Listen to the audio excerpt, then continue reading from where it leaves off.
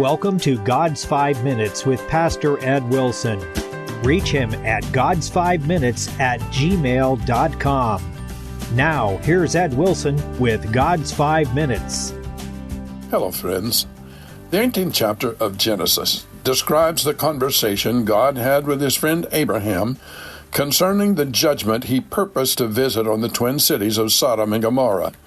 And the Lord said, "Shall I hide from Abraham that thing which I do? For I know him, that he will command his children and his household after him."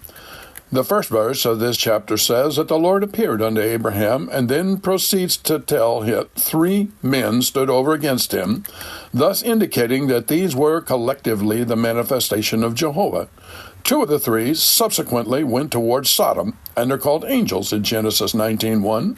1 remained with Abraham, and is addressed by him as Lord. But the 3 are similarly addressed in Genesis 18:3. The inference is that Jehovah appeared not only in the 1 man who spoke with Abraham, but also in the 2 who went to Sodom. Notice God's communication of his purpose to Abraham.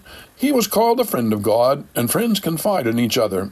The secret of the Lord is with them that fear him, and it is ever true that they who live in amity and communion with God are given insight into his purposes.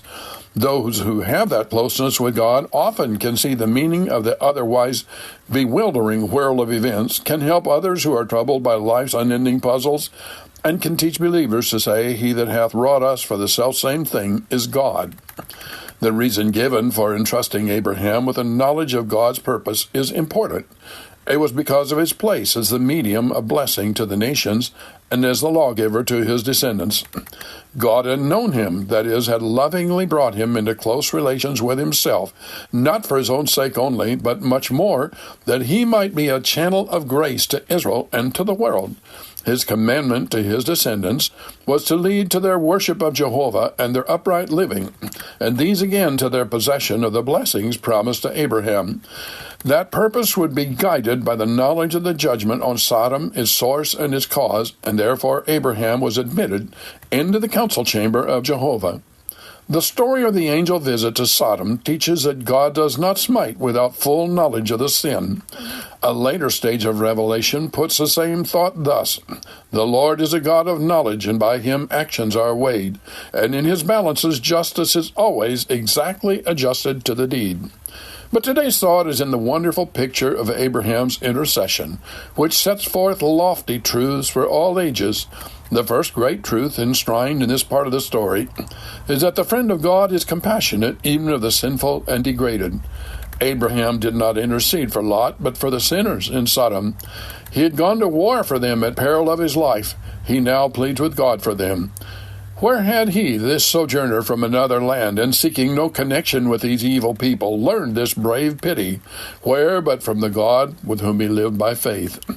How much more will friendship with Jesus lead us to look on all men, and especially on the worst, with his eyes who saw the multitudes as sheep without a shepherd, torn, panting, exhausted, lying scattered and defenseless? Indifference to the miseries and dangers of Christless souls is impossible for any whom he calls not servants but friends. See the boldness which is permitted to the friend of God, and is compatible with deepest reverence. Abraham was keenly conscious of his audacity, and yet, though he knew himself to be but dust and ashes, that did not stifle his petitions.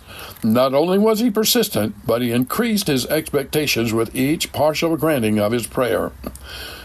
The more God gives, the more does the true entreating friend expect and crave, and rightly so, for the gift to be given is infinite. And each degree of possession enlarges capacity so as to fit us to receive more and widens desire. What contented us today should not content us tomorrow, and the promises that God has given us are meant to give us hope for those we love, for those with whom we have little contact, for the wicked, that all may be redeemed. Have you talked to God today? You have been listening to God's 5 Minutes with Pastor Ed Wilson. Reach him by email at godsfive minutes@gmail.com. Tune in next time to hear more encouraging thoughts from God's Word on God's 5 Minutes with Pastor Ed Wilson.